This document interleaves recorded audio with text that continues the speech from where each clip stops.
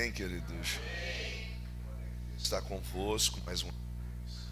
Deus abençoe, né? Pastor Anderson, Deus abençoe.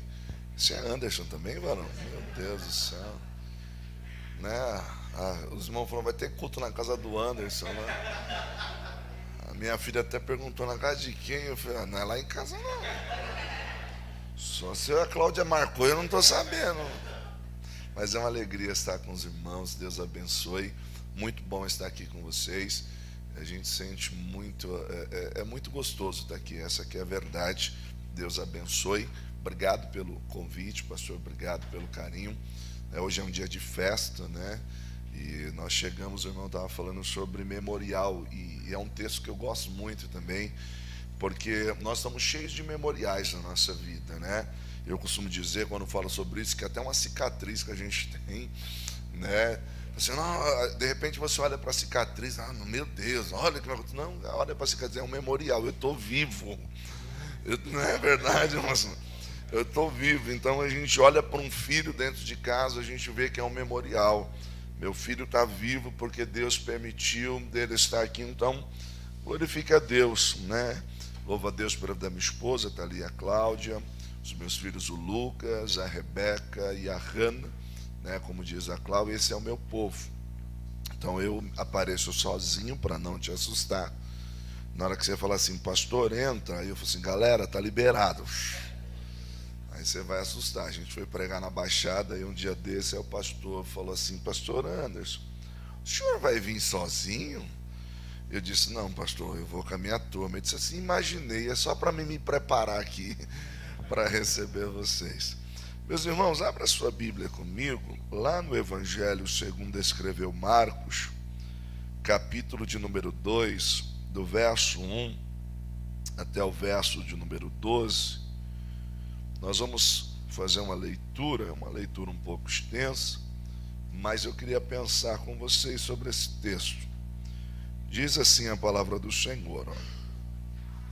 Poucos dias depois, tendo Jesus entrado novamente em Cafarnaum, o povo ouviu falar que ele estava em casa.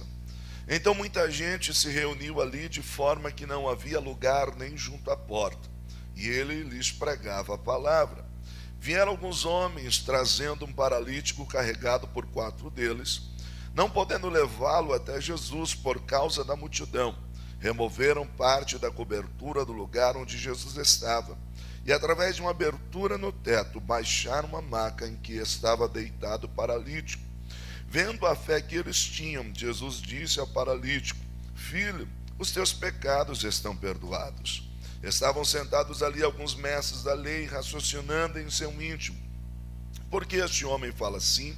Está blasfemando. Quem pode perdoar pecados a não ser somente Deus? Jesus percebeu logo em seu espírito que era isso que eles estavam pensando e lhes disse, por que vocês estão remoendo essas coisas em seus corações? O que é mais fácil? Dizer ao paralítico, os teus pecados estão perdoados. Ou levante-se, pegue a sua maca e ande. Para que vocês saibam que o Filho do Homem tem na terra autoridade para perdoar pecados. Disse ao paralítico, eu lhe digo, levante-se, pegue a sua maca e vá para casa. E ele se levantou, pegou a maca e saiu à vista de todos. Esses ficaram atônitos e glorificavam a Deus, dizendo, nunca vimos nada igual. Amém, meus irmãos? Curve sua cabeça, oremos mais uma vez. Soberano Deus, eterno e poderoso, Pai, o teu servo com muito carinho já me colocar em tuas mãos. Mas mais uma vez, após ler a tua palavra, eu quero pedir, Deus, fala conosco, de modo que o teu nome seja glorificado para todos sempre. Amém e amém. Glória a Deus. Queridos, nós estamos numa celebração e eu orava a Deus pedindo uma palavra para esta manhã e o Senhor me trouxe esse texto. Eu queria pensar com vocês, regido pelo tema, as marcas de uma igreja vitoriosa. As marcas de uma igreja vitoriosa. Eu vou pedir para você repetir, tá bom? É pedagógico, só para você sair daqui, quando alguém perguntar para você assim, o que foi pregado? Você diz assim, eu sei, tá bom? Então o tema da mensagem é as marcas de uma igreja vitoriosa, no 3, tá bom? 1, 2, 3. Eu fiquei sabendo que se você falar mais forte com mais vida, o irmão do lado vai pagar um almoço para você. Eu acho que isso é da carne. Provavelmente é da carne. Vamos melhorar? Vamos lá no 3. 1, 2, 3. As marcas de uma igreja vitoriosa. Glória a Deus. Falou em pagar o almoço, você deu lugar, né, irmão? Queridos, quando eu falo sobre igreja, é interessante nós pensarmos de igreja, e foi até o que foi falado aqui. Eu não quero pensar como igreja organização, mas eu quero pensar igreja organismo, o organismo vivo de Deus. O texto que nós lemos, né, há um pano de fundo. Na verdade, se você olhar todo o contexto, Jesus não pôde fazer ali muitos milagres em Nazaré, e o texto vai dizer por conta da incredulidade. Jesus então em Cafarnaum vai estabelecer aquilo que, de uma linguagem até missiológica, a gente fala de um quartel-general, uma base. Em Cafarnaum você vai observar que Jesus ele realiza muitos sinais. De Cafarnaum muitas coisas vão acontecer no ministério de Jesus. É interessante que Jesus estava numa casa, e há uma grande discussão teológica, autoridades mesmo, pessoas de renome discutem isso. Alguns dizem que a casa era de Jesus, outros dizem que não, a casa era de um dos discípulos. Verdade é que pouco importa de quem é a casa. A diferença está em quem é que está dentro da casa. E quem é que estava na casa? Às vezes a gente briga pela casa, né? Qual a placa da sua igreja? Qual a minha? Importante é se Jesus está dentro da casa. Eu tenho uma boa notícia para vocês. Eu cheguei aqui e senti Jesus na casa. Eu sei que você já sabia disso. Queridos, é interessante porque o texto vai dizer que as multidões correm para lá. Uma outra verdade que me chama a atenção é que o que tem que nos motivar aí na casa não é a última personalidade gospel, o último popstar gospel que vai estar lá. O que tem que nos motivar a ir até a casa é saber que naquela casa Jesus está. E as pessoas estão indo para lá porque Jesus está naquela casa. Mas entra em cena 4 anônimos. E é interessante porque, como eu disse, eu quero chamar esses 4 anônimos de igreja. Por quê? Porque a Bíblia não cita o nome deles, mas eles estão indo para esta casa, correndo para esta casa, porque lá Jesus está. Mas parece que no meio do caminho algo acontece. Eles estão indo para casa e de repente alguém lembra ou diz assim: nós estamos indo para lá, ver Jesus na casa, ouvir Jesus na casa. Mas tem alguém que não consegue ir, tem alguém que não pode ir. E esses 4 anônimos, que eu quero chamá-los de igreja, eles vão ter algumas marcas sobre a sua vida que vão fazer toda a diferença na vida de alguém. Porque nós, como igreja, devemos ser relevantes na vida de alguém. Porque nós fomos chamados, o eclésia, o tirados para fora, os chamados para fora, para cumprir um propósito. Nós temos que fazer a diferença. E quando eu olho para esse texto, e até celebrava o Senhor, porque Deus me trouxe esse texto, porque nós estamos celebrando o aniversário de um contexto igreja. E nós precisamos ser relevantes naquilo que nós estamos fazendo como igreja. Então eu olho para esses 4 homens que são anônimos, e eu quero chamá-los de igreja. Por que anônimos? Porque nem sempre o nosso nome vai aparecer no cartaz, não é verdade? Nem sempre nós vamos estar em evidência, mas Deus está vendo o que você está fazendo. É interessante que tem gente que fica chateado, né? Poxa, meu nome não apareceu, eu queria que a minha foto se destacasse. Hoje, no efeito redes sociais, acontece muito, né? Então, o pessoal fala assim, ó, manda uma foto sua, pastor, né? Eu mando, manda da sua família, né? Às vezes a Cláudia, não, manda da sua esposa também. A Cláudia fala, não gosto muito disso, né? Fala, manda, e a gente procura aquela foto, né? Que a gente está bonito, faz aquela pose, né? Aquela cara de mal, né? Aquela cara daquele profeta, né? Apontando. Mas às vezes nem sempre você vai aparecer na foto. Mas o fato de você não estar aparecendo não quer dizer que Deus não está vendo o que você está fazendo. E se tem uma coisa que eu gosto nas cartas da igreja de Apocalipse, é sempre o Senhor dizendo, eu sei as tuas obras. Eu não sei se isso te assusta ou te dá paz. Porque tem dois agravantes. Você ouvir de Deus assim, eu sei as tuas obras. Para alguns diz assim, meu Deus, a casa caiu. Ou para outros assim, amém, glória a Deus por isso. Eu quero crer que isso te dá paz. Então eu quero chamar esses 4 homens de igreja. Pensando neles como igreja, eu quero destacar que nós como igreja precisamos ter algumas marcas. E a primeira marca que eu quero destacar que esses homens têm, que eu e você precisamos ter, eu chamo de a marca do amor. Como assim, pastor? É interessante, queridos, que a necessidade faz eu orar por mim, mas só o amor faz eu orar por outro. A necessidade faz eu levantar pela madrugada e me colocar de joelho por mim, mas só o amor faz eu levantar de madrugada e me colocar de joelho por outro. A necessidade faz eu consagrar a minha vida, ficar em jejum por mim, faz. Às vezes a prova está difícil, que a gente diz assim, eu preciso jejuar mais, preciso orar mais, mas só o amor faz eu consagrar e jejuar por outro. Qual é a marca desses homens? A primeira marca é o amor. Imagina uma cena comigo. Eles estão indo para a casa onde Jesus está. Eles estão indo para uma reunião onde Jesus está. E eles estão correndo. De repente alguém para e diz assim, cara, mas tem alguém que poderia estar lá. Sim, mas e aí? Não, mas ele não consegue.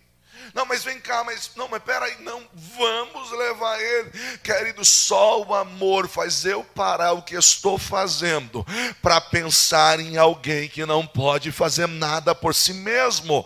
Pastor, o que o senhor quer dizer? Você quer ser uma igreja relevante? Quer ser uma igreja vitoriosa?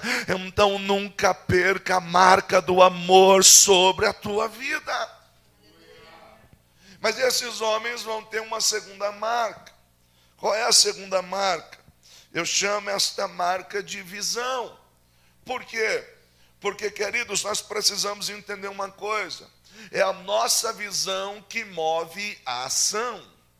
Queridos, o nosso globo ocular lida apenas com vista.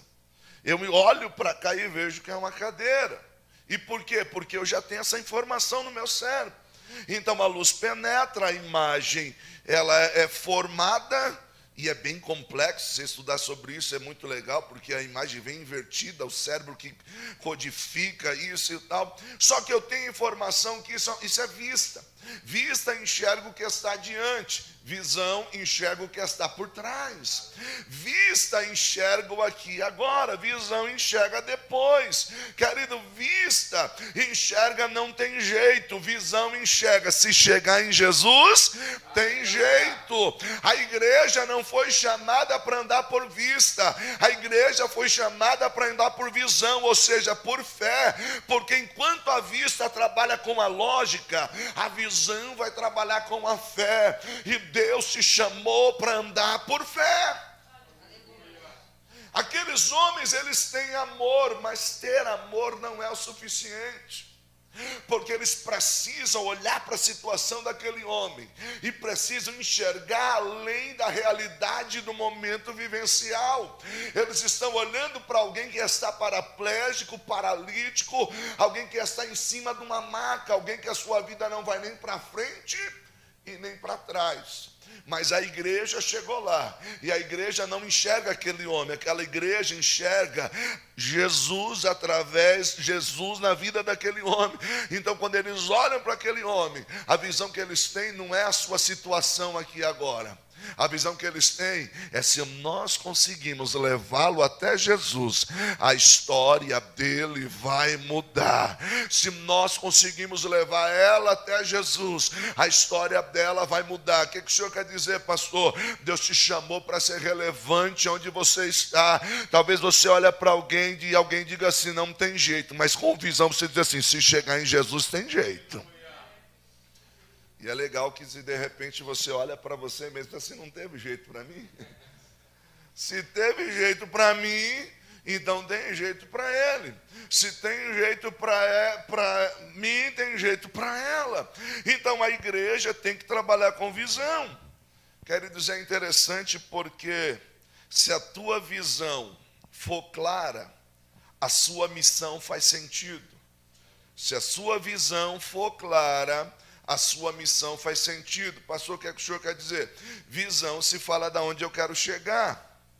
Aonde é que a tua vista alcança? Tua visão, você consegue falar, eu consigo chegar lá na casa, porque Jesus está lá na casa. A sua visão é clara? É. Então a missão faz sentido. Como assim? Missão é o trajeto, ou é o percurso que eu tenho que discorrer até chegar onde é a minha visão. Se você olhar, o que é a missão? É o poder delegado a alguém para fazer algo. Etimologicamente falando simples, missão é o poder delegado a alguém para fazer algo. Então é o percurso que eu tenho que percorrer. No entanto, quando a minha visão é clara, eu sei que tudo aquilo que eu estou fazendo aqui faz sentido. Como assim, pastor? Se você não souber onde você quer chegar, você não chega a lugar nenhum. Se você não souber onde você quer chegar, qualquer lugar serve. Aliás, você já seguiu alguém que não sabe para onde está indo? Como assim, pastor? É simples, eu gosto de ilustrar isso com vida de igreja. Vida de igreja é um negócio seguinte, fulano vai casar, vai ser lá no sítio, então vai ter um acampamento. Aí diz assim, quem é que sabe onde é o sítio?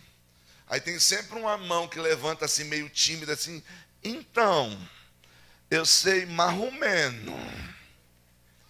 Aí diz o ditado que em terra de cego, quem tem um olho é rei. Aí diz assim, todo mundo segue o irmão. Aí pensa aquela coisa bonita de igreja, aquela carreata, vai sair da porta da igreja. Aí vai todo mundo, e segue o irmão, e aquela coisa, e sobe, e desce, e anda os irmãos dentro do carro, não sabia que era tão longe. E roda, até que ele se convence, liga o pisca-alerta, dá aquela encostadinha e vem a mão para fora. Chama o carro de trás, o carro encosta. Então, eu pensei que era por aqui. Fica difícil seguir alguém que não sabe para onde está indo, não é? Igreja tem que saber exatamente onde ela quer chegar. A igreja ela tem que ter a visão onde ela quer chegar. Esses 4 anônimos são igrejas, mas eles sabem exatamente. O amor os moveu a parar.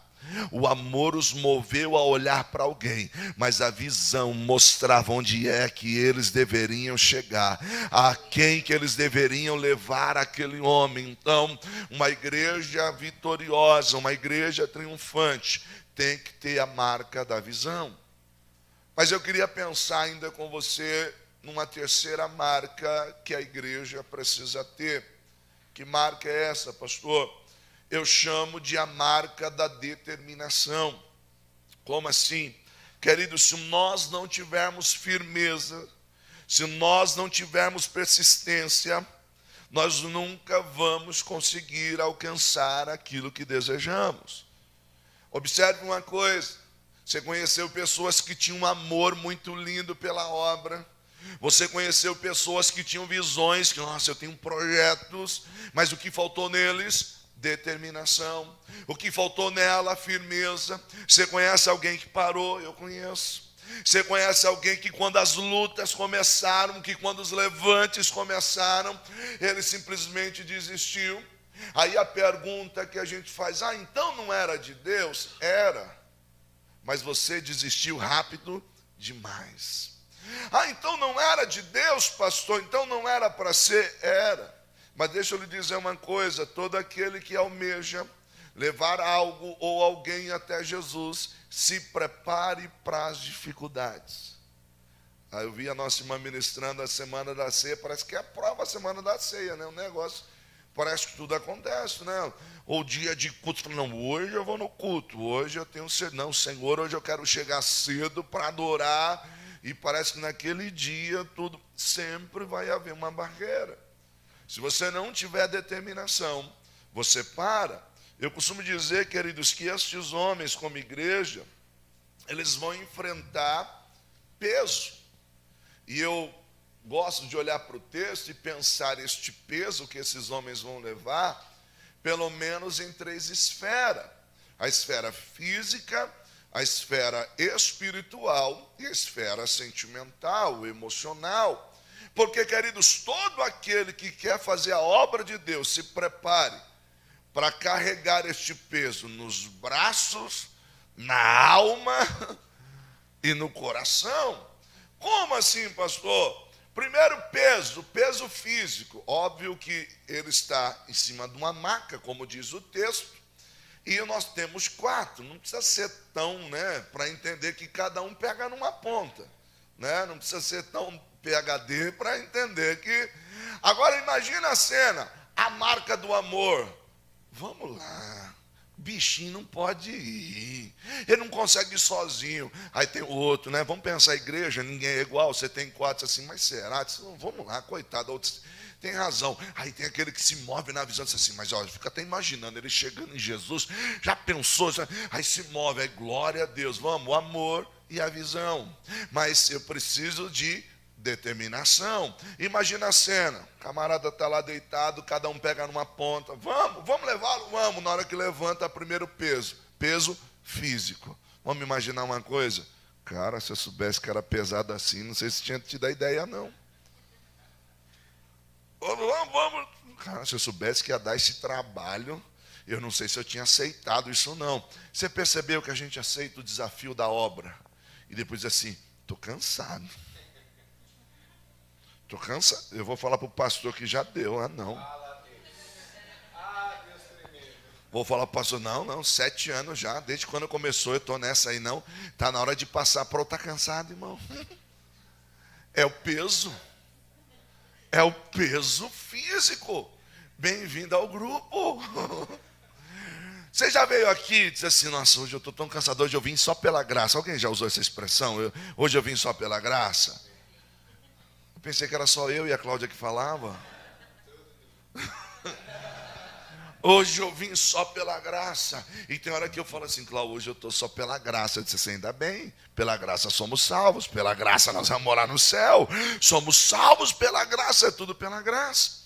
Mas o peso físico, ele existe. Esses homens estão tendo que carregar alguém. E eles estão sentindo esse peso nos seus braços.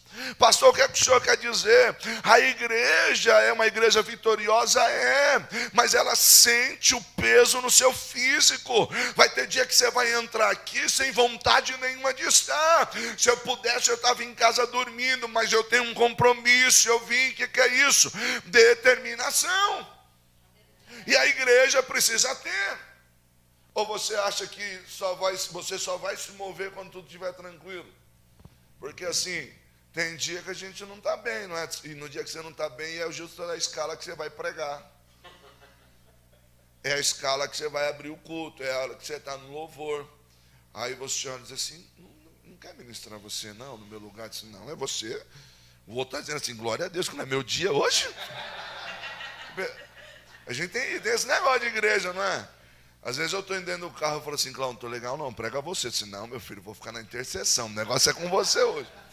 Falo para o meu filho Lucas, falou, Lucas, você prega? Disse, não, pai, o negócio é com você.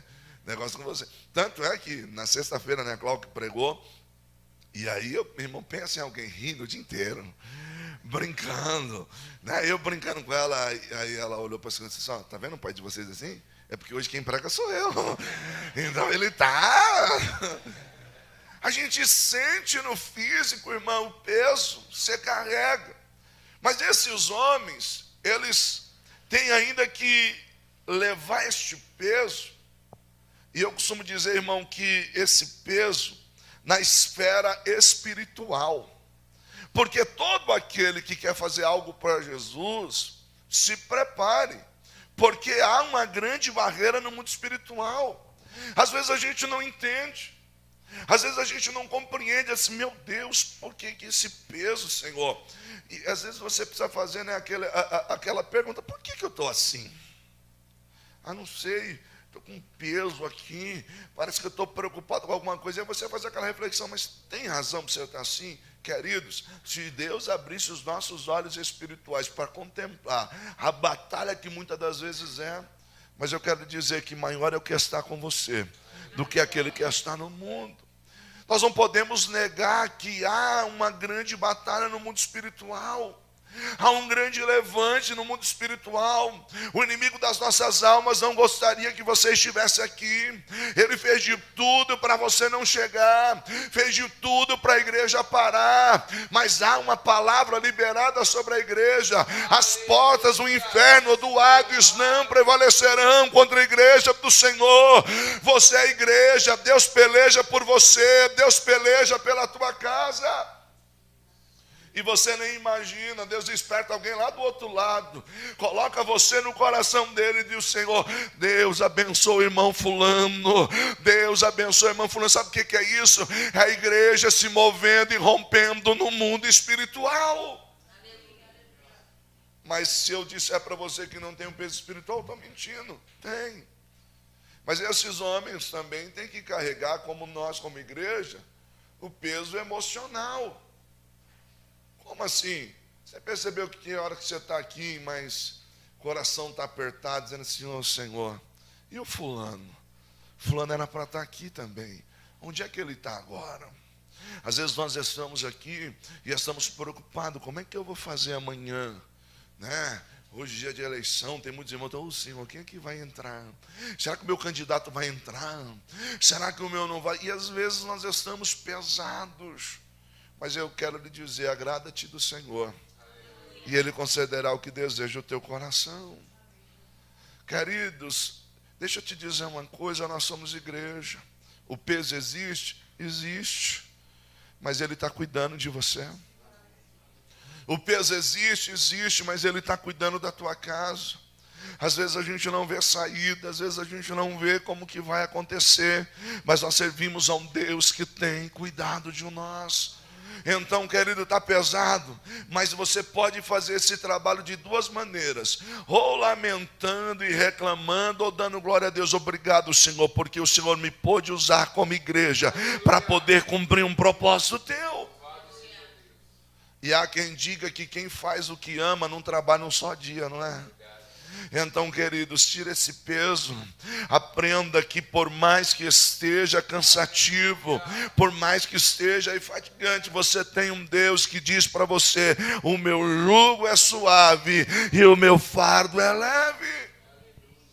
Aliás, quem sabe para onde está indo, aproveita a viagem, não? Então aproveita a viagem. Não precisa ser tão pesado do jeito que está sendo. Pode ser melhor. Pastor, mas tem o peso? Tem. Isso é normal. Mas vai valer a pena. No final você vai olhar e dizer assim: vai valer a pena. Então me ajuda a pregar. Olha para alguém e diga assim: não desiste não, vai valer a pena. Diga. Isso. Teve gente que falou com 1 ano: não desiste não.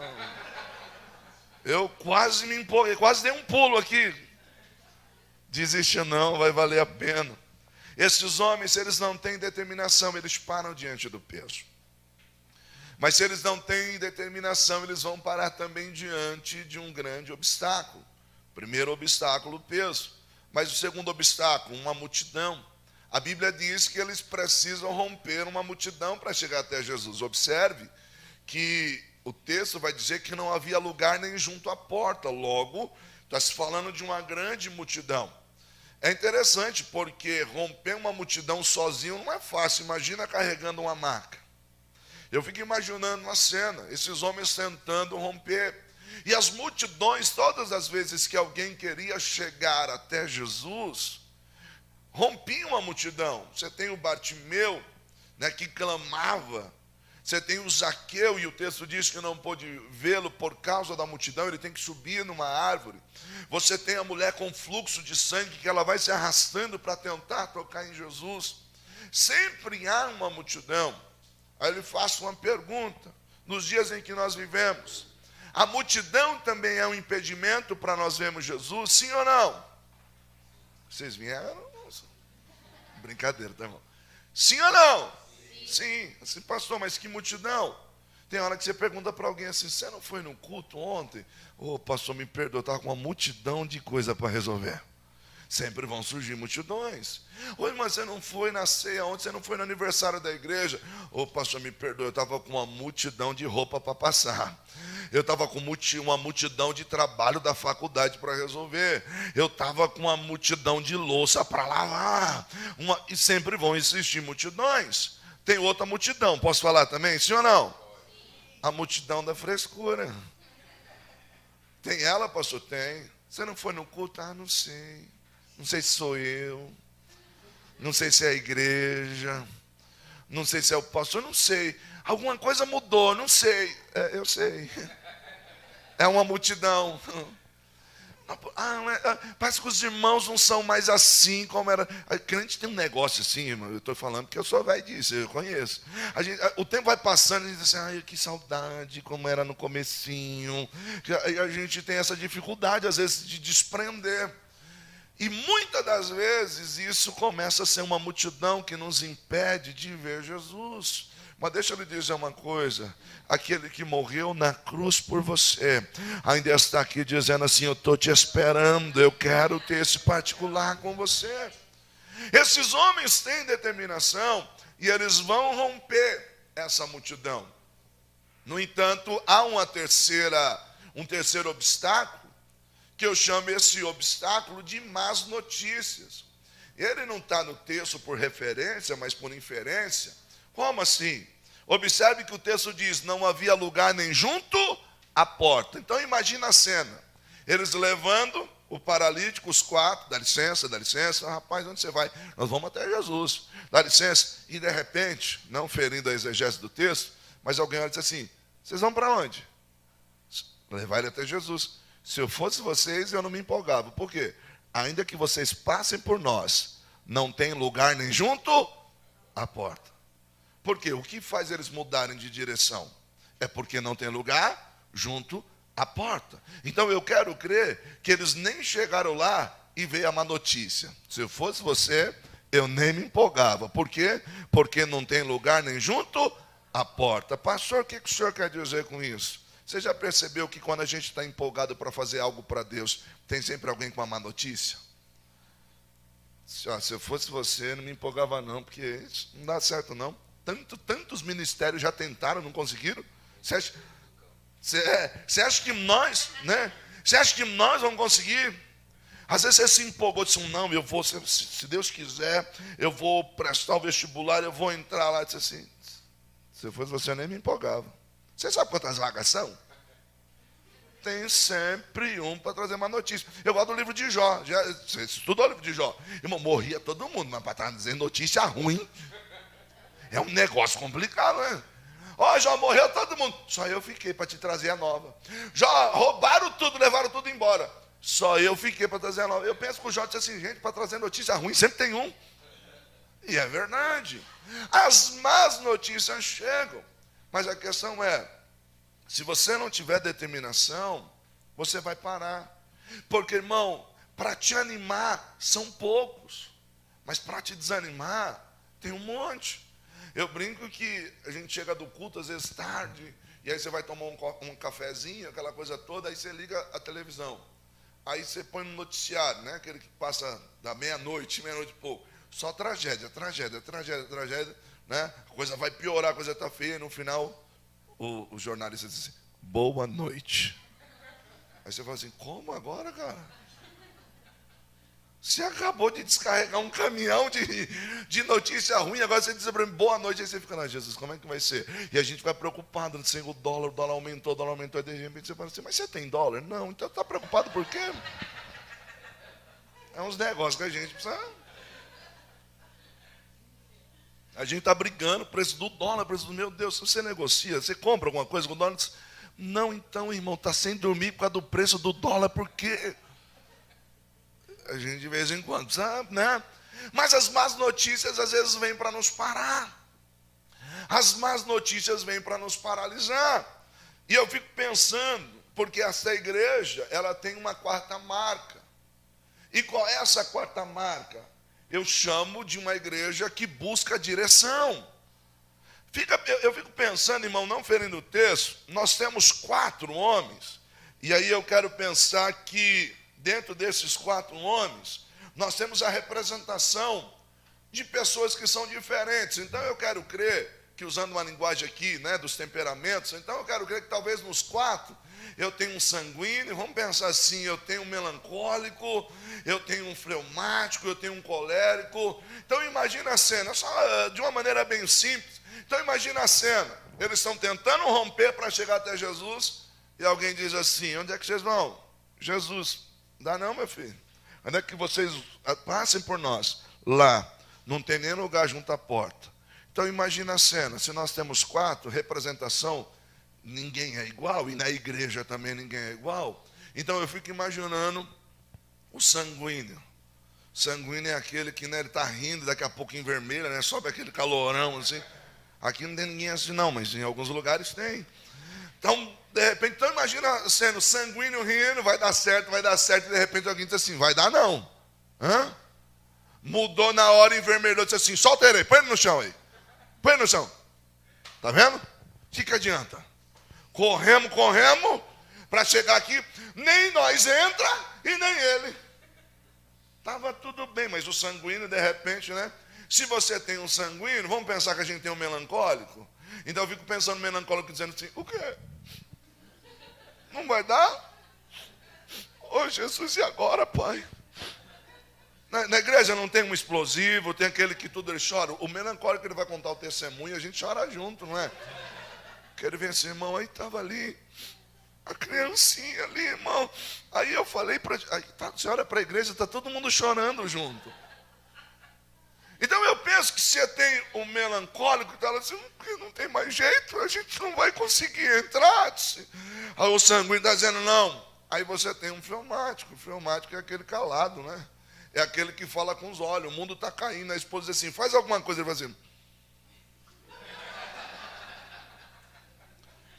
Então eu imagino que o fleumático calado estava, ficou, tá todo mundo lá, ele está olhando para a maca assim, aí olha para a multidão, aí olha para casa, aí talvez alguém diz assim, fala alguma coisa, olha ele falando. E aí a gente tem um colérico, né? Colérico, quando é cheio do Espírito Santo, é uma benção. Mas o colérico, né? O colérico nunca está errado de nada, né? Ele sempre, eu sei que eu estou fazendo, isso é comigo, né? Mas imagina a cena do colérico, olhando e dizendo assim, escuta, eu não sei vocês, mas eu não carreguei o peso que carreguei. Eu não aguentei o que aguentei. Pisaram no meu pé, trombaram em mim. Porque alguém disse que não tem lugar na porta, eu vou desistir. Eu não vou desistir, não. Aí eu penso que o sanguíneo diz, a gente vai fazer o quê? E enquanto isso o melancólico está lá. E o fleumático calado. Aí eu penso que o colérico diz assim, eu estou com uma ideia aqui que eu acho que é meia maluca. Aí o sanguíneo fala, que tal se nós levarmos ele pelo telhado? Se você olhar em todos os registros bíblicos, você não tem nada antes disso. Então é algo novo. É algo que Deus deu para eles ali na hora. Então eu fico imaginando o sanguíneo olhando assim, você tem razão, a ideia é maluca. Mas aí o melancólico diz assim, e se der certo? E aí o fleumático, calado estava. Vamos dar uma voz para ele agora? Vamos dizer que ele disse assim, não custa tentar. Pastor, o que é que o senhor quer dizer? Uma igreja vitoriosa é uma igreja que não desiste, mas busca direção. Pastor, o que é que o senhor quer dizer? Não deu de um jeito, tente de outro, mas não desista. Irmão, deixa eu lhe dizer uma coisa, mude a estratégia, mas não mude a visão. A visão é chegar até Jesus, sim ou não? Sim, não deu pela porta, busca uma outra estratégia. Então mude a estratégia, mas não mude a visão. Uma igreja triunfante, se necessário for, ela muda a estratégia, mas ela não mexe na visão, porque a visão é levar pessoas até Jesus. A pergunta é, até onde você está disposto a se arriscar por alguém? Até onde você está disposto a ir por alguém? Porque imagina a cena, eles estão saindo da direção da porta, e as casas da Palestina, elas tinham escadas laterais, porque no teto eles tinham por costume de espalhar o grão para secar. E esse teto era uma espécie de uma laje pré-moldada, que na verdade ramos, galhos, e você tinha ali aproximadamente uns 30 centímetros de terra, que essa terra ficava batida, úmida, depois secava, virava uma laje pré-moldada. Agora, é que interessante é que eles estão saindo da porta e estão indo para a escada lateral. E eu fico imaginando que quando eles estão mudando de direção, mas não que eles mudaram a visão, eles estão mudando a estratégia.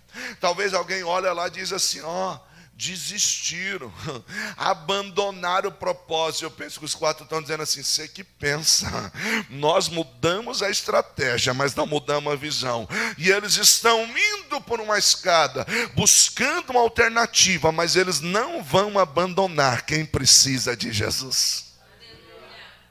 É muito sério isso, porque eles estão buscando uma alternativa para não abandonar alguém que precisa de Jesus.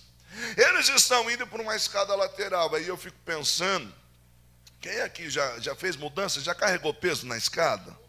Já? Levanta a mão para me te conhecer. Deixa eu te dar uma dica, se servir para você, você pega. Se acontecer de novo, vai na frente, não vai segurando atrás não. Porque quem segura atrás fica com todo peso. Irmão, quem vai na frente, eu brinco que segura até descosta, segura aqui, vai rindo, e quem está atrás diz assim, para de brincadeira, rapaz, para. Quem está na frente está rindo, e quem está atrás diz assim, não, se eu rir, eu perco as forças, não ri não. E a gente vai, porque quem segura atrás fica com todo o peso. Aí eu fico imaginando esses homens, se são 4, então subentende-se que pelo menos 2 vão na frente e 2 vão atrás. E de fato, que quem está atrás segura todo o peso. E quando eu olho isso para a vida da igreja, você sabia que tem pessoas que Deus colocou para segurar atrás? Que tem hora que a gente diz assim, Senhor, parece que fica tudo nas minhas costas. Senhor, aqui em casa parece que se eu não falar para ir para a igreja, ninguém vai. Senhor, lá em casa parece que se eu não buscar, ninguém busca. Senhor, no meu ministério, no meu departamento, se eu não estiver junto, a coisa não vai. E tem hora que a gente diz assim, Senhor, não estou aguentando mais não, vou largar de mão. Se você largar, o que vai ser? Se Deus te colocou na posição que te colocou, é porque Ele sabia que podia contar com você. Se Deus te constituiu, aonde te constituiu, é porque Ele sabia que podia contar com você. Então, meu amado, não larga, vai valer a pena. Pastor, mas eu estou tão fraquinho, eu estou tão cansado. O Senhor renova tuas forças hoje e diz para você, continua, porque foi isso que eu lhe entreguei. Continua, porque eu conto com você. Querida, é tão bom saber que Ele conta com a gente. Larga não. Às vezes parece que o peso está todo nas suas costas. Senhor, sou eu que estou lutando pelo meu casamento. Parece que só sou eu que luto pelo ministério. Não tem problema. Se Deus colocou você aí para segurar, porque Ele sabia que pode contar com você. O profeta Isaías diz que aqueles que esperam no Senhor renovarão as suas forças, correrão e não se cansarão, caminharão e não se fadigarão, se prepara para subir com asas como de águia. Sabe o que ele está dizendo, meu irmão? Eu te ajudo.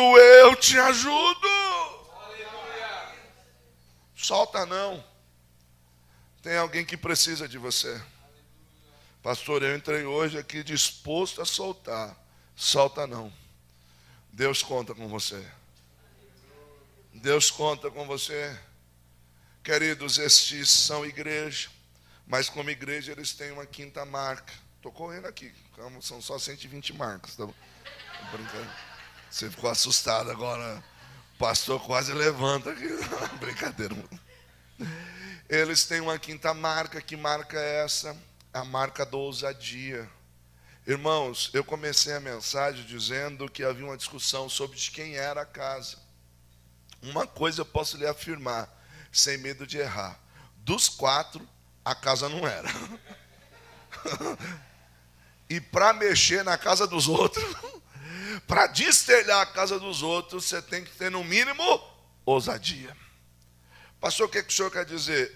A igreja, ela precisa ter ousadia. Talvez nós paramos de ver milagres porque nós paramos de ter ousadia. Talvez nós paramos de ver Deus realizar grandes coisas porque nós paramos de ter ousadia no Senhor.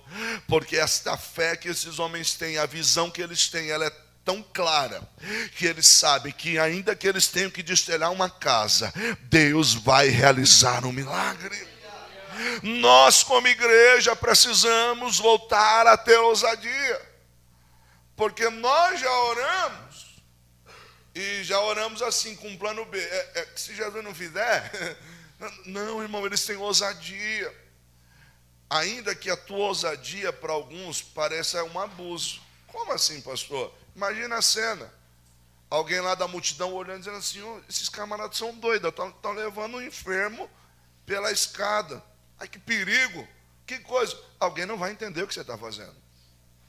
Escuta. Não espere ter 100% de aprovação de quem está à sua volta. Você tem ideia do que é isso, irmão? Isso é inédito.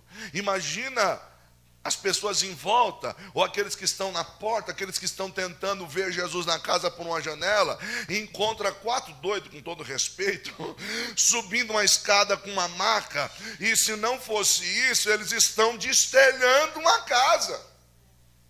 Então imagina alguém do lado de fora dizendo assim, oh, seus abusados. E eu penso que ele diz assim, abusado não, ousado. Porque tem hora que alguém vai te criticar. Tem hora que alguém vai te apontar. E aí sabe o que você tem que ter em mente? Eu estou fazendo isso aqui porque eu sou igreja. Porque esse que está deitado aqui precisa ter um encontro com Jesus. E aí que a coisa fica séria. Porque vão te apontar. Vão te chamar de doido. Vão dizer que vocês estão com invenção. E era invenção, não era levar alguém pela escada, era uma invenção. Ninguém tinha feito. Mas aí que está. Eles estão preocupados com alguém que precisa de Jesus. Eles têm ousadia. Será que você pode se mover na ousadia do Espírito? Se eu vou fazer, eu creio que Deus, o nome de Deus vai ser glorificado. Mas eles têm ainda uma sexta marca. Qual é a sexta marca? Eu chamo esta marca de união. A igreja, uma igreja vitoriosa, tem que ter a marca da união, da unidade. Como assim, pastor? O moço está numa maca, subiu ao telhado, destelharam a casa, e eles vão ter que descer esse moço até Jesus. Imagina uma cena, irmão. Só tem um meio, e a maioria dos historiadores escreve, e eu penso da mesma forma, que esses homens estão com cordas, porque não tem outro jeito de descer esse moço até Jesus, senão por cordas. Agora imagina a cena. Eles vão ter que amarrar essas cordas, pelo menos nas 4 pontas, para poder descer a maca. Se só 2 segura a corda e 2 não, imagina a maca. Ao invés de ter que orar ou pedir para Jesus levantar o paralítico, ia ter que pedir para Jesus ressuscitar. Porque o cara já está ruim. Imagina despencando do telhado. Pastor, o que é que o senhor quer dizer? Ou tu segura a corda também, ou a coisa vai ficar pior do que está. Por quê? Porque lá em cima, para levar alguém até Jesus, tem que ter unidade. O que é isso? Todo mundo tem que segurar a corda de igual para igual. E se você segurar a corda, não vai ficar pesado para ninguém. O problema é que só 2 seguram a corda. Só um quer segurar a corda. E todo mundo quer ver milagre. Então sabe o que eu e você como igreja precisamos fazer? Eu faço parte disso. Amarra, prende bem e segura a corda. Mãe, ora por mim. Oro. Você está orando também? Ah, é que eu confio mais na oração da senhora. É, meu filho, segura a corda também. Pai, o senhor faz uma consagração em prol da minha vida? Gente, é meio ousado, né? O senhor faz uma consagração em prol da minha vida? É, ficar sem comer perante Deus, para um propósito. É, você vai ficar também. Ah, sabe que eu não posso, né? Porque se eu ficar sem tomar meu cafezinho, dá uma dor de cabeça. Segura a corda também. Imagina a cena, irmão. Olha que lindo os 4. Um olhando para o outro. Vai, vai. Vamos. E ó, enquanto eles estão trabalhando em unidade, eles estão levando aquele homem até Jesus. Porque quando a igreja aprende a trabalhar em união e unidade, ela chega até Jesus mais rápido. Agora, se só um segura, se só outro, irmão, aquela maca ia ficar desproporcional. Ou seja, vai ter um momento, tem gente que segura atrás na escada, mas tem hora que todo mundo tem que segurar a corda para não ficar pesado para ninguém. Imagina a cena, quem segurou atrás na escada e dizer assim, gente, até aqui vai sobrar só para mim? Se não, tamo junto, eu vou segurar a corda também. Será que você pode olhar para alguém e dizer assim, eu vou te ajudar a segurar a corda? Você pode dizer para alguém isso aí?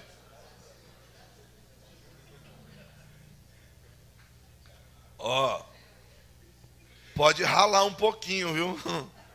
Pode ralar um pouquinho, pode apertar, mas não soltar, não. Isso aqui que tem que segurar é o pastor. Solta a corda, coitado de quem precisa. Não, mas eu queria pensar com você numa 7ª e última marca. Eu ia falar 120, mas vou falar só 7. Tá bom? Uma 7ª e última marca de quem quer ser uma igreja vitoriosa. Qual é a 7ª marca dessa igreja vitoriosa? É uma igreja que vive milagres. Queridos, Deus não mudou. O Senhor não mudou. E uma igreja vitoriosa é uma igreja que ainda vive milagres. Você crê que você vai viver milagres? Eu queria chamar minha esposa para adorar. Dá tempo, pastor? Vem aqui, Cláudio, adorar o Senhor juntamente com a minha equipe. Deixa eu fechar esse pensamento aqui com você, de uma igreja que vive milagres. Imagina a cena, irmãos. Eles destelharam uma casa, desceram aquele moço até Jesus. E olha que interessante. Olha que legal. Quando Jesus desceu lá, a Bíblia vai dizer que Jesus se admirou da fé deles. Da fé de quem? Do paralítico? Não. Da fé da igreja. Lá fora, alguém criticou. Mas dentro da casa, Jesus se admirou. Você vai ficar com a opinião de quem? Qual é a opinião que é mais importante para você? No entanto, Jesus olhou para aquele moço e disse assim, moço, perdoados estão os teus pecados. Irmãos, olha que interessante. Você sabia que você não viu nada ainda porque Jesus está trabalhando por dentro? A religião muda o homem só do lado de fora, mas Jesus transforma o homem por dentro. E isso começa a refletir do lado de fora. Tinha alguém ali naquela casa que, em vez de aproveitar o culto, ficou pensando besteira. Mas você sabia que Jesus conhece o pensamento de cada um que está na casa? Você sabia que Ele sabe o que você está pensando aí agora? Aí Jesus olhou para ele e disse assim, por que vocês ficam razoando isso nos vossos corações? O que é mais fácil? Dizer para ele, perdoados estão os seus pecados? Ou dizer, levanta, toma a tua maca e vai para casa? Qual que é a discussão deles? Os fariseus, os doutores da lei. Aí é fácil dizer que o pecado está perdoado. Ninguém consegue ir diante do tribunal de Deus para saber se foi ou não. Aí Jesus olha e diz assim, para mostrar para vocês que perdoar pecado, repreender um caroço, levantar um paralítico, curar a depressão, restaurar casamento, para mim é a mesma coisa. Moço, já te curei por dentro, agora vou te curar pelo lado de fora. Levanta, toma a tua cama e vai para a tua casa. Imagina lá em cima do telhado a igreja se reunindo e dizendo assim, valeu a pena. Valeu a pena, valeu a pena. Ei, você é igreja, vale a pena. Desiste não, para não, você é igreja. Vamos adorar o Senhor. Aleluia. Oh Senhor, nos visita nesta manhã. Que o teu poder e que a tua glória nos envolva de maneira especial.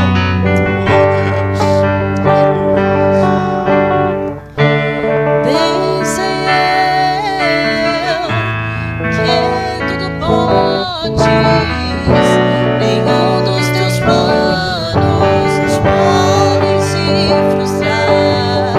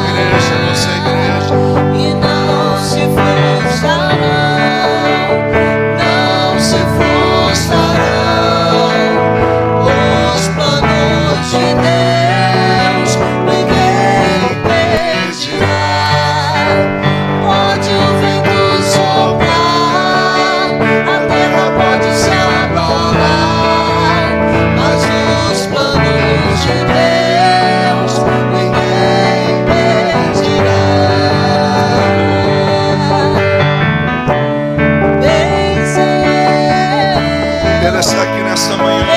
Tudo pode. Oh, querido, você é a igreja. Nenhum dos teus As portas do inferno não prevalecerão. podem se frustrar. A vontade é tua e a minha vida em tuas mãos está. E nenhum dos teus planos podem se frustrar.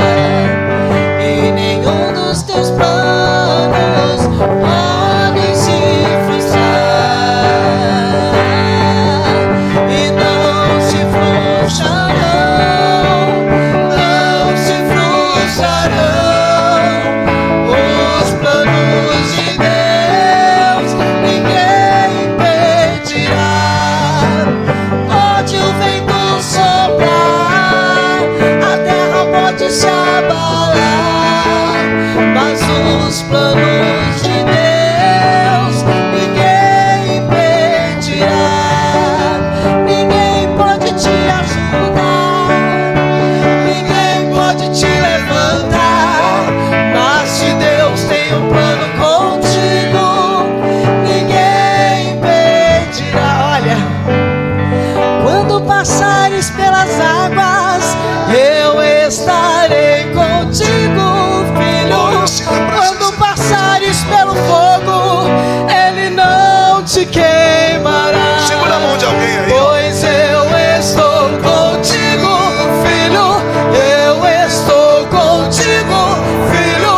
Eu estou contigo, filho. Eu estou contigo. E se o teu barco parecer que vai naufragar, está balançando pra lá e pra cá, está causando medo em teu coração, está causando dúvidas, cadê Jesus? Mas olha só quem vem aí, andando sobre as águas, parece que é Jesus. Andando sobre as águas, está dando uma ordem para o vento. Sou eu dono do tempo, sou eu dono daqui, sou eu dono do mar. Sou eu, sou eu, sou eu, sou eu, sou eu, sou eu, sou eu. Aleluia. Ninguém pode te ajudar, ninguém pode te levantar, mas se Deus tem um plano contigo, ninguém impedirá. Mais uma vez, ninguém pode te ajudar. Mais uma vez, ó. Ninguém pode te ajudar, ninguém pode te levantar, mas se Deus tem um plano contigo, ninguém impedirá. Ninguém pode te ajudar, ninguém pode te levantar, mas se Deus tem um plano contigo, ninguém impedirá. Você segurou a mão desse irmão. Eu vou encerrar que eu não tenho mais tempo. Mas segura a mão dele e diz assim, ó, não solta não, vai valer a pena. Deus conta contigo, pastor Nantes. Solta não. Deus conta contigo. Ele vai te ajudar. Pode estar pesado, mas Ele vai te ajudar. E no final você vai olhar e vai dizer assim, valeu a pena, porque eu sou a igreja. Que Deus te abençoe. Você pode aplaudir a Jesus? Deus te abençoe. Obrigado, pastor.